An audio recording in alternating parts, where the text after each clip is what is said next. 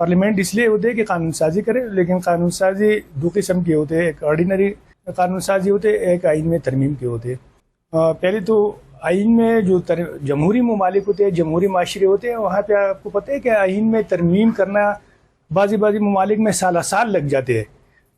Public level پر debates ہوتے ہیں، professional لوگ بھی اس کو پر ڈیبیٹس کرتے ہیں، پھر پارلیمنٹس میں آ کر اس پر ڈیبیٹ ہو جاتے ہیں۔ لیکن جب آپ ایک آئینی ترمیم راتوں رات، کیونکہ کسی پارلیمنٹیرین کے پاس اس کی ڈرافٹ تک نہیں ہے، مسودہ تک نہیں ہے، اور آپ اس کو پارلیمنٹ میں صبح پیش کرنا چاہتے ہیں، لوگوں کو ہانگ کر زور زبردستی وہاں بٹا لیتے ہیں، تو اس کا مطلب ہے کہ دال میں کچھ کالا نہیں، پورا دال کالا ہے۔ تو عدالتوں کا جہاں تک آپ نے سوال کیا کہ کیا ناکام ہو چکے یا عدالتوں کو ناکام بنائے جا چکے؟ بھائی اگر آپ کے ہر 10 سال بعد PCO آ جاتے، آپ پوری عدلیہ کو فارغ کر دیتے، کبھی بھی آپ نے وہ جو آئین میں ابھی تک جو عدلیہ کے وہ ہے اختیارات ہے، اس کو آپ نے اس کو کرنے نہیں دیا، آئین کو کام کرنے نہیں دیا، عدالتیں کہاں سے کام کریں گے؟ جب یہ آپ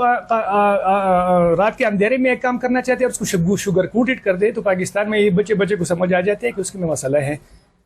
یہ جوڈیشری ججوں کے حوالے سے، ججوں کے تعداد کے حوالے سے، بظاہر عمر کے حوالے سے، پھر اس میں آئینی عدالت کا بھی وہ ہے کہ پاکستان میں کانسٹیٹیوشنل عدالت ہو، یہ ٹھیک بات ہے۔ یہ بہت عرصے سے یہاں کے جو ایک مخصوص جورسپروڈنس کے لوگ ہیں اور سیاسی لوگ تھے، انہوں نے کہا کہ ایک فیڈرل کانسٹیٹیوشنل کورٹ ہونا چاہیے، لیکن اب جو یہ کر رہے ہیں یہ بدنیتی سے کر رہے ہیں۔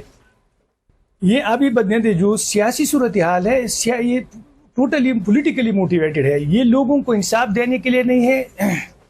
یہ لوگوں کے مطلب جو ضروریات ہے یہ قانون اس کے لیے نہیں، یہ پولیٹیکلی موٹیویٹڈ ہے۔